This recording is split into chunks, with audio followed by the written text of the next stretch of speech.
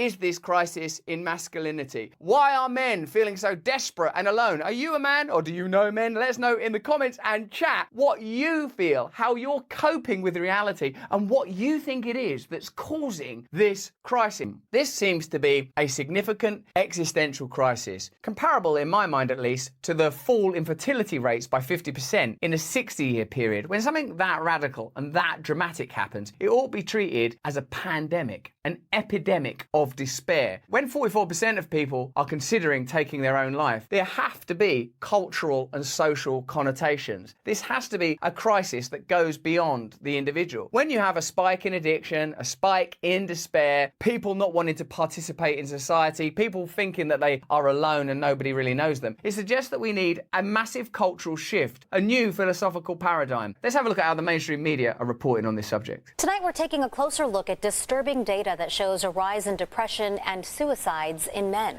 Numbers show men are 3 to 4 times more likely to die by suicide than women. Men at unprecedented levels are taking their own lives and considering taking their own lives. This is a subject that I have some understanding of. A mentor of mine said that taking your own life is the ultimate transformation. It is an attempt to change radically. It is also an expression of total despair. What is it about our culture that means that such an unnatural act is becoming relatively normal? What does it tell us about our values? What does it tell us about the messages that men in particular, for this video, I know that it's not exclusively men, what is it about the culture? What is being created and what is not being served that's causing this new pandemic?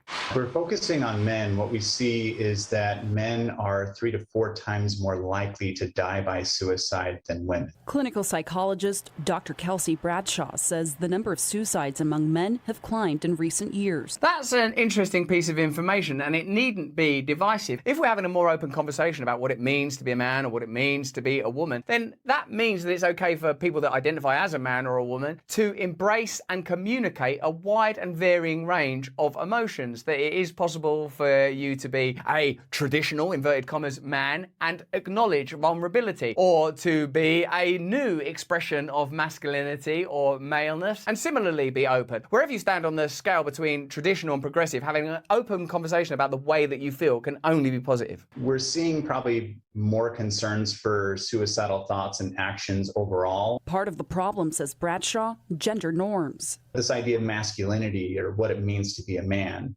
And historically, that has often led for men to tend to downplay emotions, not express emotions, to not be vulnerable or to confide. And so those present real barriers. I once did a piece of live work in which I read and looked at many men's last words. Some were text messages, some were emails, some were old school traditional last words in written form. The consistent themes, as I observed them, having looked at, dozens of these notes, were men feeling that them taking that act was going to be better for everybody else in their lives, that they were under financial pressure to an incredible degree. Financial pressure was nearly always mentioned, that they were not good enough. But what was perhaps most remarkable of all was how recognizable the words were. They didn't seem extraordinary. They were not describing conditions that I didn't recognize. In fact, I recognized all of those notes and all of those feelings. I felt to a degree that I almost could have written them. I feel that the line between people that take their own lives and don't take their own lives is thinner and more blurred than we might imagine. That it's a possibility that exists for many of us. And increasingly we're feeling under social pressure to be a certain type of man, that we are not good enough, that we don't know what our roles are, that there's incredible financial pressure, that we don't know how to communicate our emotions correctly, that there's a stigmatization around discussing emotions, that we lack the kind of relationships that are anthropologically necessary,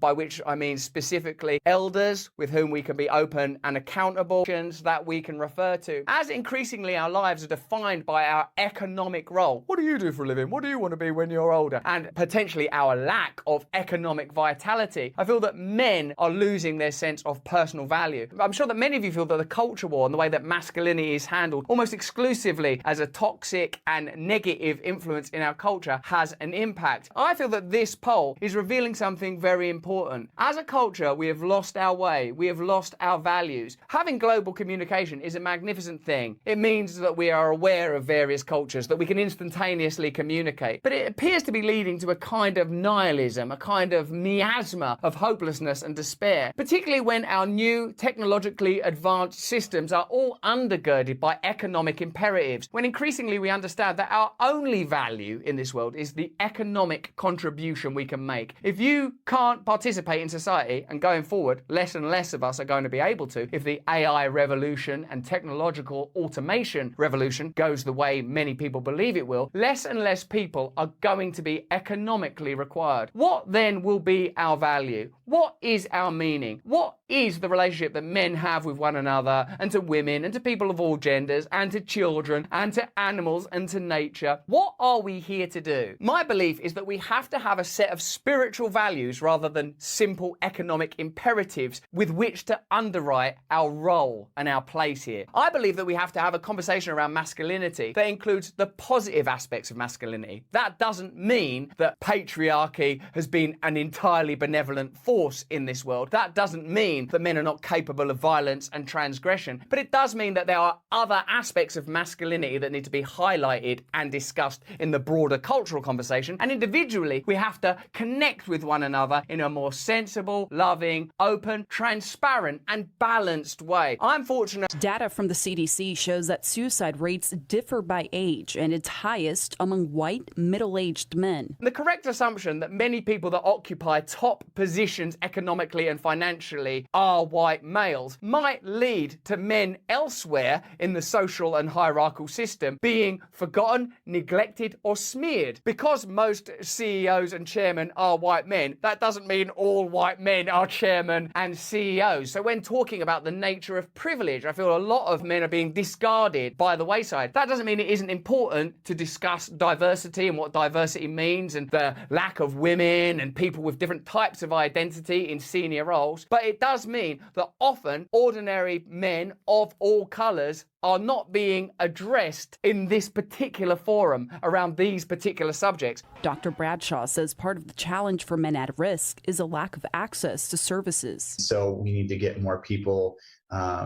able to provide those services and continue to offer access and to destigmatize it. People take their own lives because they don't want to be here anymore, that they think that that's the best available option right now. What kind of spiritual deficit does that reveal? That people think the best thing I can do is take myself out of the picture altogether. All of those notes that I read suggested that the men understood that they were leaving behind relatives, and I'm in contact with the relatives that they did leave behind. Every single one of them said, I wish I'd known. I wish I'd been able to do more. I wish they'd communicated. So if you're a man or a woman or anyone in a position where you're thinking that that might be the best alternative, and I know that some of you do think like that because the data tells us that it's alarmingly common, then what I suggest to you is that you communicate openly. And if you don't feel you have anyone that you can openly communicate about those kind of subjects with, then our world is not an easy place to be for anybody without transparency and compassion, openness, non-judgment, the possibility for redemption, the possibility for forgiveness. These are the kind of values that we should be celebrating and sharing. This is what we should be building communities on. When you live in a world where masculinity is regarded primarily as toxic and spoken of pejoratively, when you live in a world where people's value is primarily economic, and if you are not able to contribute economically, you're regarded as disposable, it's pretty clear, isn't it, that the consequences of that will be that people don't feel that they are of any value at all. And if they're of no value, there's no point in them continuing to participate. Perhaps I can offer you this. Whoever you are and whatever you feel, you are supposed to be alive. There is always hope. There is always the possibility for redemption. There is always the possibility for taking on board a new set of ideals that will necessarily lead to new relationships. Culturally, we have to be open-hearted and non-judgmental about all people, of all colours, of all forms of identification. We need to come to one another in a spirit of good faith, to have new conversations, because my belief is this: the problems that we have with one another on a cultural basis in the context of how we identify are not as significant as the economic conflicts that are taking place invisibly all the time. When the only value people have is their economic value, their ability to participate in a labor market or a financially underwritten system, then we are missing much of what's human. When we dismiss people on the basis of their culture, their identity, their gender, their sex, we are making a huge error. So in conclusion, I'm not surprised by this information because I recognize we are living in a society at this time that is very much defined by alienation, dislocation,